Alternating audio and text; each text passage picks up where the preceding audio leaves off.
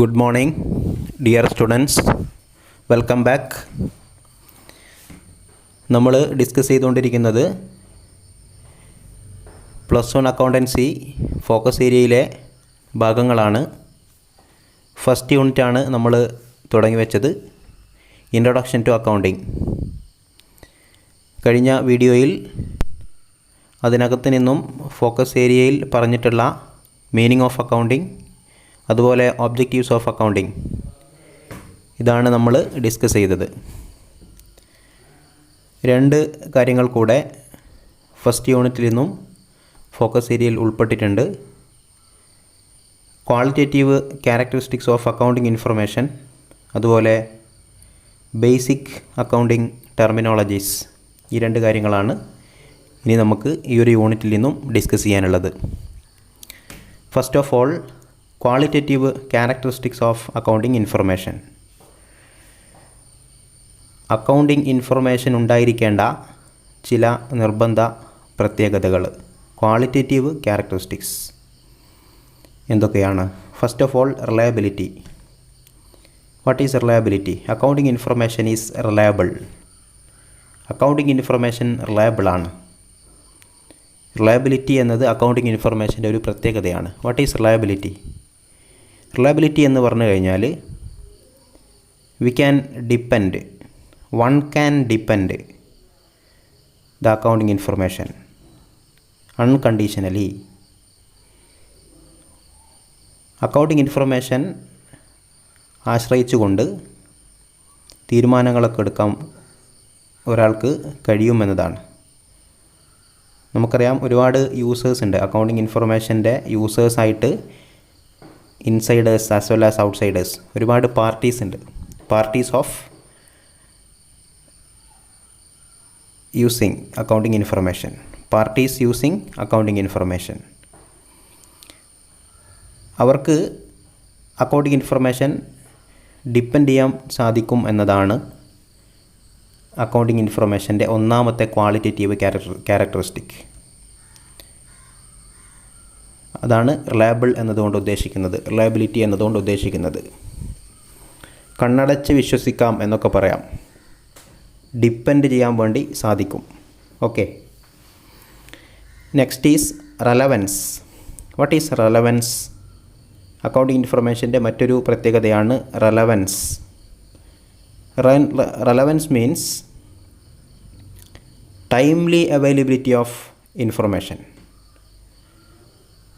Accounting information timely available ആക്കും. Okay, reporting of accounting information periodically. അങ്ങനെ timely informations ലഭ്യമാവുന്നത് കൊണ്ട് പ്രഡിക്ഷൻ സാധ്യമാവുന്നു. It helps to predict future. ഇൻഫർമേഷൻ്റെ ഉപയോക്താക്കൾക്ക്, യൂസേഴ്സിന് സമയാസമയം പ്രഡിക്ഷൻ നടത്താനും കാര്യങ്ങൾ മുന്നോട്ട് കൊണ്ടുപോകാനൊക്കെ അക്കൗണ്ടിങ് ഇൻഫർമേഷൻ ഹെൽപ്പ് ചെയ്യുന്നു. അങ്ങനെ ടൈംലി അക്കൗണ്ടിങ് ഇൻഫർമേഷൻ അവൈലബിൾ ആവുന്നു എന്നതാണ് റെലവൻസ് കൊണ്ട് ഉദ്ദേശിക്കുന്നത്. ഓക്കെ, മറ്റൊരു പ്രത്യേകതയാണ് understandability. What is understandability? Users of accounting information interpret the result in the same sense as communicated by the users, as communicated by the business, not users. Business സ്ഥാപനത്തിൻ്റെ financial statements, operating result, financial position, ഇതൊക്കെ business ഏത് തരത്തിലാണോ communicate ചെയ്യുന്നത് അതേ അർത്ഥത്തിൽ തന്നെയാണ് യൂസേഴ്സും ഇതിനെ മനസ്സിലാക്കുന്നതും അതിനെ വിശകലനം ചെയ്യുന്നതും അതിൽ നിന്നും തീരുമാനത്തിലേക്ക് എത്തുന്നതും. ഒരേ സെൻസിലാണ് രണ്ടുപേരും ഇതിനെ നോക്കിക്കാണുന്നത് എന്നതാണ് അണ്ടർസ്റ്റാൻഡബിലിറ്റി എന്നതുകൊണ്ട് ഉദ്ദേശിക്കുന്നത്. ഓക്കെ, കാരണം സിസ്റ്റമാറ്റിക് മാനറിലാണ്, വളരെ സയൻറ്റിഫിക്കായിട്ടാണ് ബുക്സ് ഓഫ് അക്കൗണ്ടുകൾ പ്രിപ്പയർ ചെയ്യുന്നതും ഓപ്പറേറ്റിംഗ് റിസൾട്ട്, ഫൈനാൻഷ്യൽ പൊസിഷനൊക്കെ ഔട്ട് ചെയ്യുന്നത്. അങ്ങനെയാണ് financial reporting based on accounting standards. അതുകൊണ്ട് തന്നെ ബിസിനസ് ഏതർത്ഥത്തിലാണോ ഇത് കമ്മ്യൂണിക്കേറ്റ് ചെയ്യുന്നത് അതേ അർത്ഥത്തിൽ തന്നെയാണ് ഇതിൻ്റെ യൂസേഴ്സും ഇത് നോക്കിക്കാണുന്നത് എന്നതാണ് അണ്ടർസ്റ്റാൻഡബിലിറ്റി കൊണ്ട് ഉദ്ദേശിക്കുന്നത്. One more feature is comparability. Comparability as the name indicates, പേര് സൂചിപ്പിക്കുന്നത് പോലെ തന്നെ കമ്പയറബിളാണ്. അക്കൗണ്ടിങ് ഇൻഫർമേഷൻസ് കമ്പയറബിളാണ്. Comparable means different time periods വെച്ച് കമ്പയർ ചെയ്യാം, അല്ലെങ്കിൽ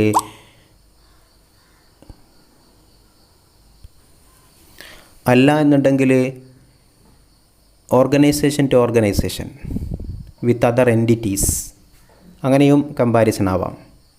എനിവേ അക്കൗണ്ടിങ് ഇൻഫർമേഷൻ കമ്പയറബിളാണ്. ഒരു കമ്പയറബിലിറ്റി എന്ന ഒരു ഫീച്ചർ അവിടെ ഉണ്ട്. ഓക്കെ, അതൊരു ക്വാളിറ്റേറ്റീവ് ക്യാരക്ടറിസ്റ്റിക് ആണ്. ഡിഫറെൻറ്റ് ടൈം പീരീഡ്സ്, കഴിഞ്ഞ വർഷം, അതിന് മുമ്പത്തെ വർഷം, അങ്ങനെ series of years result compare ചെയ്യാൻ വേണ്ടി സാധിക്കുന്നതാണ്. അതേപോലെ അതർ എൻറ്റിറ്റീസുമായിട്ട് with the other firms in the same industry,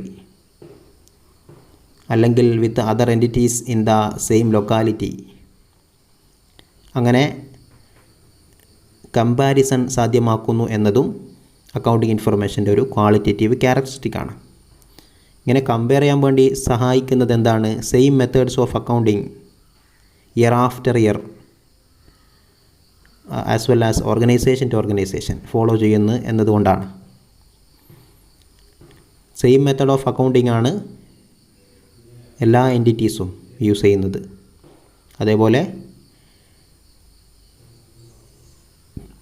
ഓരോ ഇയറിലും സെയിം മെത്തേഡ് ഓഫ് അക്കൗണ്ടിങ് ആണ് as per consistency principle. Okay, അതുകൊണ്ട് തന്നെ കമ്പാരിസൺ സാധ്യമാകുന്നു എന്നതും അക്കൗണ്ടിങ് ഇൻഫർമേഷൻ്റെ എടുത്ത് പറയേണ്ട ഒരു നിർബന്ധ പ്രത്യേകതയാണ്. Okay dears, these are the qualitative characteristics of accounting information: reliability, relevance, understandability and comparability. Okay, ഇത്രയാണ് നിങ്ങൾ ഈ ഒരു ടോപ്പിക്കിൽ നിന്നും മനസ്സിലാക്കേണ്ടത്. Qualitative characteristics of accounting information. ഓരോ ടേംസും ഓർമ്മിക്കുക, ഓരോ ടേം കൊണ്ടും എന്താണ് ഉദ്ദേശിക്കുന്നത് എന്നുകൂടെ പഠിച്ചു വെക്കുക. What is reliability, what is relevance, what is understandability, what is comparability. Okay, ഇനി നമുക്ക് ഇതിനകത്ത് പറയാനുള്ളത് ചില ടേംസുകളെ കുറിച്ചാണ്. ബേസിക് അക്കൗണ്ടിങ് ടെർമിനോളജീസ് എന്ന് പറഞ്ഞുകൊണ്ട് ചില ടേംസുകളാണ് പറയാനുള്ളത്. അത് നമ്മൾ കൂടുതൽ വിശദീകരിക്കേണ്ട ആവശ്യമില്ല. അങ്ങനൊരു ഡയറക്റ്റ് ക്വസ്റ്റ്യൻ ഒന്നും നിങ്ങൾക്ക് എക്സാമിന് ഉണ്ടാവുന്നില്ല. എന്നിരുന്നാലും നമ്മൾക്ക് ബുക്സ് ഓഫ് അക്കൗണ്ടൊക്കെ പ്രിപ്പയർ ചെയ്യാൻ വേണ്ടി നമ്മൾ അറിഞ്ഞിരിക്കേണ്ട ചില ടേംസുകളാണ് ഇതിനകത്ത് വരുന്നുണ്ടാവുക. ഓക്കെ, നിങ്ങൾക്ക് അറിയുന്ന കാര്യങ്ങളൊക്കെ തന്നെയാണ് ഇതിനകത്തുള്ളത്. Transaction, event. എന്താണ് ട്രാൻസാക്ഷൻ, എന്താണ് ഇവൻറ്റ്? ട്രാൻസാക്ഷൻ മീൻസ് ഒരു ഇടപാടാണ്. Purchased goods, started business, sold goods, ഇങ്ങനെയുള്ള ഇടപാടുകൾ which can be measured in terms of money. അങ്ങനെയുള്ള ഇടപാടുകൾക്കാണ് ട്രാൻസാക്ഷൻ എന്ന് പറയുന്നുണ്ടാവുക. ഓക്കെ, എന്നാൽ ഇവൻ്റ് എന്താണ്? ഇവൻ്റ് എന്ന് പറഞ്ഞു കഴിഞ്ഞാൽ ഒരു ട്രാൻസാക്ഷൻ്റെ ഫലമായിട്ടുണ്ടാകുന്ന മറ്റൊരു ട്രാൻസാക്ഷൻ. അത് ഡയറക്റ്റ് അല്ല, ഒരു ഇൻഡയറക്റ്റ് ആയിട്ട് ഇൻറ്റേർണൽ അഡ്ജസ്റ്റ്മെൻറ്റിന് വേണ്ടി അല്ലെങ്കിൽ അക്കൗണ്ടിങ് പ്രിൻസിപ്പിൾസ് മാനിച്ചുകൊണ്ട് നമ്മൾ ചില ഇൻറ്റേർണൽ ട്രാൻസാക്ഷൻസ് അസ്യൂം ചെയ്യും. അത്തരം ട്രാൻസാക്ഷൻസാണ് ജേർണലൈസ് ചെയ്യും, പോസ്റ്റിംഗ് നടത്തും. അങ്ങനെയുള്ള ട്രാൻസാക്ഷൻസാണ് ഇവൻ്റ് എന്ന് പറയുന്നത്. ഓക്കെ, ഒരു ട്രാൻസാക്ഷൻ്റെ ഫലമായിട്ടുണ്ടായ മറ്റൊരു ട്രാൻസാക്ഷനാണ് ഇവൻ്റ് എന്ന് പറയുന്നത്. Okay, then capital. നിങ്ങൾക്കറിയാം, ക്യാപിറ്റലാണ് ബിസിനസ് സ്ഥാപനം തുടങ്ങാൻ വേണ്ടി ആവശ്യമായിട്ടുള്ള ഇനീഷ്യൽ ഫണ്ട്. ഓണർ കോൺട്രിബ്യൂട്ട് ചെയ്യുന്ന ഫണ്ടിനെയാണ് ക്യാപിറ്റൽ എന്ന് പറയുന്നത്. Okay, then liabilities. Liabilities means total ബാധ്യതകളെയാണ് ലാബിലിറ്റീസ് എന്ന് പറയുന്നത്. ലാബിലിറ്റീസ് എന്ന വാക്ക് നമുക്ക് രണ്ടായിട്ട് തിരിക്കാം, ഇൻറ്റേർണൽ ലാബിലിറ്റിയും എക്സ്റ്റേണൽ ലാബിലിറ്റിയും. ഇൻറ്റേർണൽ ലാബിലിറ്റി എന്ന് പറയുന്നത് ക്യാപിറ്റലാണ്. എക്സ്റ്റേണൽ ലാബിലിറ്റീസ് എന്ന് പറയുമ്പോൾ ക്യാപിറ്റൽ അല്ലാത്ത ബിസിനസ്സിന് പുറത്തുള്ള ആളുകളോടുള്ള ബാധ്യതകൾ. അതിനകത്ത് ലോണ് വരും, അതേപോലെ ഷോർട്ട് ടേം ആയിട്ടുള്ള ബാധ്യതകൾ, ക്രെഡിറ്റേഴ്സ് വരും. അങ്ങനെയുള്ള ഔട്ട്സ്റ്റാൻഡിംഗ് ആയിട്ടുള്ള പേയ്മെൻറ്റുകളൊക്കെ അതിനകത്തുണ്ടാവും. ഓക്കെ, അതാണ് ലാബിലിറ്റി എന്നതുകൊണ്ട് ഉദ്ദേശിക്കുന്നത്. ടോട്ടൽ ബാധ്യതകളാണ് ലാബിലിറ്റീസ് എന്ന് പറയുന്നത്. അതേപോലെ അസറ്റ്സ് നമുക്കറിയാം ബിസിനസ്സിൻ്റെ ആസ്തികളാണ്. ബിസിനസ്സിന് തൻ്റേതെന്ന് അവകാശപ്പെടാൻ പറ്റുന്ന പ്രോപ്പർട്ടീസ്, അത് ടാഞ്ചിബിൾ ആവാം, ഇൻടാഞ്ചിബിൾ ആവാം, അങ്ങനെയുള്ള ഫിക്സഡ് ആയിട്ടുള്ളതാവാം, അല്ലെങ്കിൽ കറണ്ട് ഐറ്റംസ് ആവാം. അങ്ങനെയുള്ള ഷോർട്ട് ടേം ആയിട്ടുള്ളതും ലോങ് ടേം ബെനിഫിറ്റിന് വേണ്ടി വാങ്ങിവെച്ചതൊക്കെ ആയിട്ടുള്ള ഐറ്റംസാണ് അസറ്റ്സ് എന്ന് പറയുന്നത്. ഓക്കെ, ലോങ് ടേം ബെനിഫിറ്റ് ഉള്ളത് ഫിക്സഡ് അസറ്റ് എന്നാണ് പറയുക. ഷോർട്ട് ടേം ആയിട്ടുള്ള ബെനിഫിറ്റ് വരുന്ന അസറ്റുകൾക്ക് കറണ്ട് അസറ്റ്സ് എന്നാണ് പറയുക. ഓക്കെ, ഒരു വർഷത്തിനുള്ളിൽ ക്യാഷാക്കി മാറ്റാൻ പറ്റുന്ന അസറ്റുകളാണ് കറണ്ട് അസറ്റ്സ് എന്നതുകൊണ്ട് ഉദ്ദേശിക്കുന്നത്. ദെൻ സെയിൽസ് എന്ന് പറഞ്ഞാൽ എന്താണ്? ഒരു ബിസിനസ് സ്ഥാപനത്തിൻ്റെ മേജർ സോഴ്സ് ഓഫ് റവന്യൂ ആണ് സെയിൽസ്. സെയിൽസിലൂടെയാണ് ഒരു ബിസിനസ് സ്ഥാപനം പ്രധാനമായും ഫണ്ട് കണ്ടെത്തുന്നത്. ഓക്കെ, ഒരു ഡയറക്റ്റ് ഇൻകമാണ് സെയിൽസ് എന്ന് പറയുന്നത്. അതേപോലെ പർച്ചേസസ് മീൻസ് ഒരു ബിസിനസ് സ്ഥാപനത്തിൻ്റെ മേജർ എക്സ്പെൻസസ് ആണ്, പ്രധാന ചിലവാണ് പർച്ചേസ്. ഓക്കെ, ഡയറക്റ്റ് എക്സ്പെൻസ് ആണ് പർച്ചേസ് എന്ന് പറയുന്നത്. ദെൻ റവന്യൂ എന്ന് പറയുന്നത് ബിസിനസ്സിൻ്റെ വരുമാനമാണ്, ടോട്ടൽ വരുമാനം. മീൻസ് സെയിൽസ് അടക്കം മറ്റ് തരത്തിലുള്ള ഇൻഡയറക്റ്റ് ആയിട്ടുള്ള വരുമാനങ്ങളൊക്കെ ഉണ്ടാവും. Commission, rent, interest, discount, dividend, ഇതൊക്കെ ചേർന്ന് ടോട്ടൽ വരുമാനത്തെയാണ് റവന്യൂ എന്നതുകൊണ്ട് ഉദ്ദേശിക്കുന്നത്. Then expense means total expenses, direct as well as indirect എക്സ്പെൻസുകൾ. പ്രൊഡക്ഷനുമായി നേരിട്ട് ബന്ധപ്പെടുന്ന എക്സ്പെൻസുകളും അല്ലാത്തതുമായ എക്സ്പെൻസുകളാണ് എക്സ്പെൻസസ് എന്ന ഹെഡിൽ പറയുന്നത്. ഇനി എക്സ്പെൻഡിച്ചർ എന്നൊരു കൺസെപ്റ്റ് ഉണ്ട്, അതൊരു ക്വസ്റ്റ്യൻ ആണ്. എക്സ്പെൻസസും എക്സ്പെൻഡിച്ചറും തമ്മിലുള്ള ഡിഫറൻസ് എന്താണെന്നുള്ളത്. എക്സ്പെൻസസ് എന്ന് പറയുമ്പോൾ അവിടെ നമ്മൾ ഓർത്തിരിക്കേണ്ടത് ഓപ്പറേറ്റിംഗ് നാച്ചുറുള്ളതാണ് എക്സ്പെൻസസ് എന്ന് പറയുന്നത്. ഓക്കെ, ബിസിനസ്സുമായി ബന്ധപ്പെട്ട ഓപ്പറേറ്റിംഗ് ആക്ടിവിറ്റീസുമായി ബന്ധപ്പെട്ട എക്സ്പെൻസുകളാണ് എക്സ്പെൻസസ് എന്ന പേരിൽ അറിയപ്പെടുന്നത്, അത്തരം കോസ്റ്റ്. എന്നാൽ എക്സ്പെൻഡിച്ചർ എന്ന് പറയുമ്പോൾ ലോങ് ടേം ബെനിഫിറ്റിന് വേണ്ടിയിട്ടുള്ള money cost incurred for purchasing fixed assets, അതാണ് എക്സ്പെൻഡിച്ചർ. എന്നാൽ പർച്ചേസസ് പോലെയുള്ള പ്രൊഡക്ഷനുമായി ബന്ധപ്പെടുന്ന അല്ലെങ്കിൽ ഓപ്പറേറ്റിംഗ് നാച്ചുറായിട്ടുള്ള എക്സ്പെൻസുകളാണ് എക്സ്പെൻസസ് എന്ന പേരിൽ അറിയപ്പെടുന്നത്. എന്നാൽ എക്സ്പെൻഡിച്ചർ ആകുമ്പോൾ അതൊരു ലോങ് ടേം ബെനിഫിറ്റിനുള്ള എക്സ്പെൻസസ് ആയിരിക്കും, അല്ലെങ്കിൽ കോസ്റ്റ് ആയിരിക്കും. എന്നാലും നമ്മൾ ഇൻ്റർചേഞ്ചബിളി യൂസ് ചെയ്യാറുണ്ട്, എന്നിരുന്നാലും ടേംസ് തമ്മിൽ ഡിഫറൻറ്റും ആണ്. Okay, then profit, gain, loss. ഇവിടെയും നമ്മൾ ശ്രദ്ധിക്കണം, പ്രോഫിറ്റ്, ഗെയിൻ ഇവ തമ്മിൽ വ്യത്യാസമുണ്ട്. എന്താണ് പ്രോഫിറ്റ്, എന്താണ് ഗെയിന്? പ്രോഫിറ്റ് എന്ന് പറയുമ്പോൾ ഓപ്പറേറ്റിംഗ് റിസൾട്ടാണ്. സെയിൽസും പർച്ചേസും അതുപോലെ ഡയറക്റ്റ് എക്സ്പെൻസും ഇൻഡയറക്റ്റ് ഇൻകം ഒക്കെ അഡ്ജസ്റ്റ് ചെയ്തിട്ട് നമ്മൾ പ്രോഫിറ്റ് ആൻഡ് ലോസ് അക്കൗണ്ട് ചെയ്യുമ്പോൾ നമുക്ക് കിട്ടുന്ന ഒരു റിസൾട്ട് ഉണ്ടല്ലോ, അതാണ് പ്രോഫിറ്റ്. ഓപ്പറേറ്റിംഗ് ആക്ടിവിറ്റീസുമായി ബന്ധപ്പെട്ട റിസൾട്ടിനെയാണ് നമ്മൾ പ്രോഫിറ്റ് എന്ന് പറയുന്നത്. Total revenue minus total expenses, അതിനെയാണ് പ്രോഫിറ്റ് എന്ന് പറയുന്നത്. എന്നാൽ ഗെയിൻ എന്താണ്?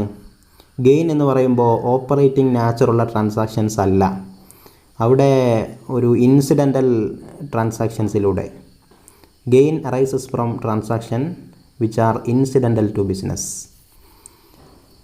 ഉദാഹരണം പറയുകയാണെന്നുണ്ടെങ്കിൽ sale of fixed assets, profit on sale of fixed assets, profit on sale of investment, ഇങ്ങനെയുള്ള, അല്ലെങ്കിൽ വിന്നിങ് എ കേസ്, ഇങ്ങനെയുള്ള ഇൻസിഡൻ്റലായിട്ട് ലഭിക്കുന്ന വരുമാനങ്ങൾക്കാണ്, നേട്ടങ്ങൾക്കാണ്, ലാഭത്തിനാണ് ഗെയിൻ എന്ന് പറയുന്നത്.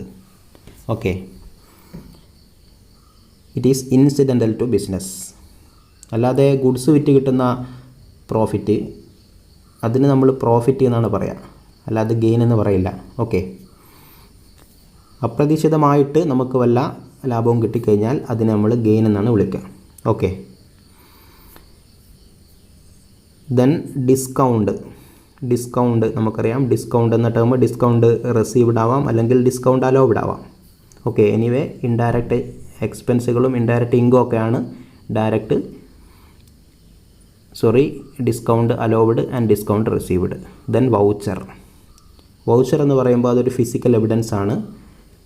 ട്രാൻസാക്ഷൻ നടന്നു എന്നതിനുള്ള തെളിവായിട്ടുള്ള ഒരു ഫിസിക്കൽ എവിഡൻസ് ആണ്, ബില്ലാണ് വൗച്ചർ എന്ന് പറയുന്നത്. അതുപോലെ ഗുഡ്സ് നമുക്കറിയാം. ഗുഡ്സ് മീൻസ് സ്റ്റോക്കാണ്. ഗുഡ്സ് നമ്മൾ പർച്ചേസ് ചെയ്യുന്നത്, ഗുഡ്സ് റോ മെറ്റീരിയൽ ആവാം, വർക്ക് ഇൻ പ്രോഗ്രസ് ആവാം, ഫിനിഷ്ഡ് ഗുഡ്സ് ആവാം. ഒക്കെ ഗുഡ്സിൻ്റെ ഗണത്തിൽ വരുന്നതാണ്.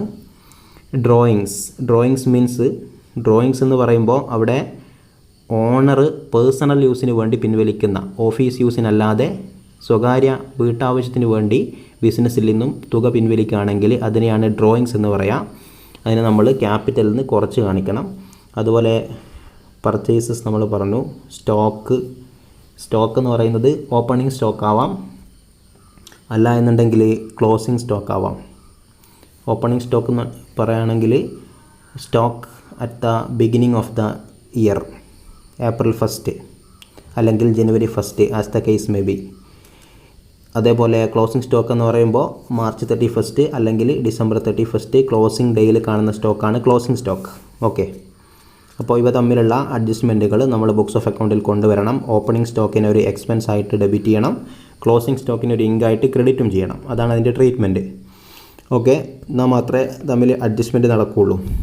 ഈ വർഷം വിറ്റ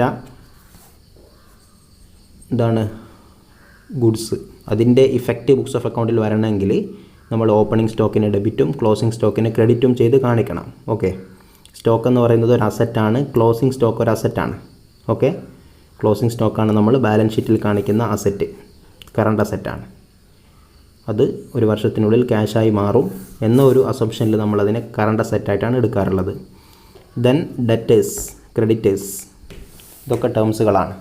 ഡെറ്റേഴ്സ് എന്ന് പറഞ്ഞു കഴിഞ്ഞാൽ those customers who purchased goods on credit from us, നമ്മളിൽ നിന്നും ബിസിനസ്സിൽ നിന്നും ഓൺ ക്രെഡിറ്റ് സാധനം വാങ്ങിച്ചു കൊണ്ടുപോയ കസ്റ്റമേഴ്സാണ് ഡെറ്റേഴ്സ് എന്ന് പറയുന്നത്. Then creditors means suppliers from whom the business purchased goods on credit. നമുക്ക് material കൊണ്ടുതരുന്ന സപ്ലയേഴ്സാണ് creditors.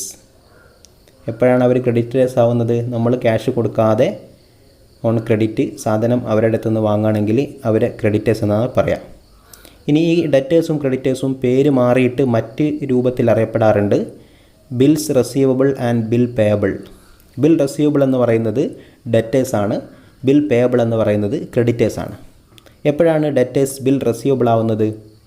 Debtors means within 1 year, പൊതുവേ അങ്ങനെയാണ് പറയുക. അത് 1 ഇയറിനാവണമെന്നില്ല, വിത്തിൻ 1 ഇയർ അവർ ക്യാഷ് കൊണ്ടുതരും എന്നേ ഡെറ്റേഴ്സിന് അർത്ഥമുള്ളൂ. എന്നാൽ ബിൽ റെസീവബിൾ എന്ന് പറയുമ്പോൾ അവർ നിശ്ചിത ഡേറ്റ് തന്നിട്ടുണ്ട്, ഇന്ന ഡേറ്റിനകം ക്യാഷ് തരാമെന്നുള്ള ഉറപ്പ് തന്ന് ഒരു ബില്ല് നൽകിയ ആളുകളാണ്. സെല്ലറാണ് ബില്ല് ഉണ്ടാക്കുന്നത്, അത് ആക്സെപ്റ്റ് ചെയ്തിട്ട് ഈ കസ്റ്റമർ തിരികെ തരും. അപ്പോൾ അതൊരു ബിൽ ഓഫ് എക്സ്ചേഞ്ച് ആയി മാറും. തൊട്ടടുത്ത ദിവസം തന്നെ വേണമെങ്കിൽ ബിസിനസ് മാന് സെല്ലർക്ക് ഇതിനെ ക്യാഷാക്കി മാറ്റാനുള്ള ഓപ്ഷനൊക്കെ ഉണ്ട്. ഒരു ചെക്കൊക്കെ പോലെയുള്ള വാല്യുബിൾ ആയിട്ടുള്ളൊരു പേപ്പറായി മാറും ഈ ബിൽ ഓഫ് എക്സ്ചേഞ്ച്. അങ്ങനെ കസ്റ്റമർ ഒരു ബില്ല് ആക്സെപ്റ്റ് ചെയ്തിട്ടുണ്ട് എങ്കിൽ ആ ഡെറ്റേഴ്സിനെ വിളിക്കുന്നത് ബിൽ റെസീവബിൾ എന്നാണ്. ഓക്കെ, പിന്നെ ബുക്സ് ഓഫ് അക്കൗണ്ടിൽ നമ്മൾ ഡെറ്റേഴ്സ് എന്നല്ല കാണിക്കുക, ബിൽ റെസീവബിൾ എന്നാണ് കാണിക്കുക. ഓക്കെ, അപ്പോൾ ജേണൽ എൻട്രി തിരികെ മാറി മറിയും. ഡെറ്റേഴ്സ് അക്കൗണ്ട് ഡെറ്റർ എന്നല്ലേ നമ്മൾ എൻട്രി പാസ് ചെയ്യുക. ഒരു ക്രെഡിറ്റ് സെയിൽ നടക്കുമ്പോൾ എന്താ entry? Debtors account debit to sales account എന്നാണ്. അപ്പോൾ ഈ ഒരു കസ്റ്റമർ സ്പോട്ടിലൊരു ബില്ല് ആക്സെപ്റ്റ് ചെയ്യുന്നുണ്ട് എങ്കിൽ നമ്മളവിടെ എൻട്രി മാറ്റി എഴുതും. ആ ഡെറ്റേഴ്സിനെ ക്രെഡിറ്റ് ചെയ്ത് ക്യാൻസൽ ചെയ്യും, പകരം ബിൽ റെസീവബിൾ വരും. Entry will be bill receivable account debit, debtors account credit. Okay, അപ്പോൾ ഒരു അസറ്റ് പോയി ഒരു അസറ്റ് വന്നു, രണ്ടും കറണ്ട് അസറ്റ് തന്നെയാണ്. അങ്ങനെ ഒരു ഇൻറ്റേർണൽ അഡ്ജസ്റ്റ്മെൻറ്റ് നടന്നു എന്ന് മാത്രം. കാരണം ഈ സെല്ലറുടെ കയ്യിലൊരു ബില്ലുണ്ട്, ഒരു ബിൽ ഓഫ് എക്സ്ചേഞ്ച് ഉണ്ട്. അതുകൊണ്ട് ഡെറ്റേഴ്സ് എന്ന അസറ്റ് മാറി ബിൽ റെസീവബിൾ എന്നായി. ഫലത്തിൽ ഡെറ്റേഴ്സ് തന്നെയാണ് ബിൽ റെസീവബിൾ. ഓക്കെ, അപ്പോൾ ഡേറ്റ് തന്ന ഡെറ്റേഴ്സിനെയാണ് ഇന്ന ഡേറ്റിനകം ക്യാഷ് തരാമെന്ന് പറഞ്ഞ് വാക്ക് തന്ന, ഒപ്പിട്ട് തന്ന, ബില്ല് ആക്സെപ്റ്റ് ചെയ്ത ഡെറ്റേഴ്സിനെയാണ് നമ്മൾ ബിൽ റെസ്യൂബിൾ എന്ന് വിളിക്കുന്നത്. അതേ അർത്ഥത്തിൽ തന്നെയാണ് നമ്മൾ ക്രെഡിറ്റേഴ്സിനെയും ബിൽ പേബിളിനെയും കമ്പയർ ചെയ്യേണ്ടത്. ക്രെഡിറ്റേഴ്സ് എന്ന് പറയുമ്പോൾ നമുക്കറിയാം നമ്മൾ പർച്ചേസ് ചെയ്ത സപ്ലയേഴ്സാണ് ഓൺ ക്രെഡിറ്റ്, ക്യാഷ് കൊടുത്തിട്ടില്ല, അവർക്ക് ഡേറ്റും കൊടുത്തിട്ടില്ല, ഇന്ന ഡേറ്റിനകം ക്യാഷ് തരും എന്നില്ല. It is assumed that within 1 year the amount is to be paid എന്നുള്ള ഒരു അസംഷനേ അവിടെ ഉള്ളൂ. എന്നാൽ ബിൽ പേയബിൾ ആവുമ്പോൾ അവിടെ ഒരു നിശ്ചിത ഡേറ്റ് കൊടുത്തിട്ടുണ്ടാവും. വിത്തിൻ 3 months ഒരു ഡേറ്റ് കൊടുത്തിട്ടുണ്ടാവും, ഒരു maturity date. Then 3 days grace days കഴിഞ്ഞാൽ ആ ബില്ലിൻ്റെ മെച്യൂരിറ്റി ഡേറ്റ് ആവും. അപ്പോൾ അതിനകം ക്യാഷ് കൊടുത്തിരിക്കണം. അങ്ങനെ ഒരു ഉറപ്പ് കൊടുത്ത, നമ്മൾ ഉറപ്പ് നൽകിയ ആ ഒരു സപ്ലയർ ഉണ്ടല്ലോ, അവരാണ് ബിൽ പേയബിൾ എന്ന് പറയുന്നത്. അപ്പോൾ എൻട്രീസൊക്കെ അതേ രൂപത്തിൽ തന്നെ വരും. നമ്മളൊരു ക്രെഡിറ്റ് പർച്ചേസ് നടത്തുമ്പോൾ എൻട്രി എന്താണ്? Purchase account debtor to creditors അക്കൗണ്ടാണ്. ഇനി ആ ഒരു ബില്ല് നമ്മൾ ആക്സെപ്റ്റ് ചെയ്തിട്ടുണ്ടെന്ന് വിചാരിക്കും. സപ്ലയർ ഡ്രോ ചെയ്ത ബില്ല് ബിസിനസ് ആക്സെപ്റ്റ് ചെയ്തിട്ടുണ്ടെങ്കിൽ അവിടെ ബിൽ പേയബിൾ ആയി മാറും, ക്രെഡിറ്റേഴ്സ് ബിൽ പേയബിൾ ആയി മാറും. അപ്പോൾ എൻട്രി എന്താണ് നമ്മൾ പാസ് ചെയ്യാം? Creditors account debit, bill payable account credit. Okay, രണ്ടും കറണ്ട് ലാബിലിറ്റീസ് തന്നെയാണ്. ക്ലിയർ. ഒന്നുകൂടെ കറണ്ട് ലിക്വിഡിറ്റി ഓർഡറിൽ ബാലൻസ് ഷീറ്റൊക്കെ പ്രിപ്പയർ ചെയ്യുന്ന സമയത്ത് ലിക്വിഡിറ്റി കൂടുതലുള്ളത് ബിൽ പേയബിളിനാണ്. ക്രെഡിറ്റേഴ്സിനെ അപേക്ഷിച്ച് കൂടുതൽ ഡേറ്റ് കൊടുത്തിട്ടുണ്ടല്ലോ, അപ്പോൾ മുൻഗണന കൊടുക്കേണ്ടത് ബിൽ പേയബിളാണ്. ഓർഡർ ഇങ്ങനെയാണ്: ബിൽ പേയബിൾ, ക്രെഡിറ്റേഴ്സ്, അങ്ങനെയാണ് വരുന്നുണ്ടാവുക. ഓക്കെ ഡിയേഴ്സ്, ഇത്രയാണ് ഇൻട്രൊഡക്ഷൻ ടു അക്കൗണ്ടിങ് എന്ന ചാപ്റ്ററിൽ പറയാനുള്ളത്. ഈ 4 കാര്യങ്ങൾ അവിടെ ഓർമ്മിച്ച് വെക്കുക. മീനിങ് ഓഫ് അക്കൗണ്ടിങ്, അതുപോലെ objectives of accounting, qualitative characteristics of accounting information and some basic terminologies in accounting. Okay, thank you for all.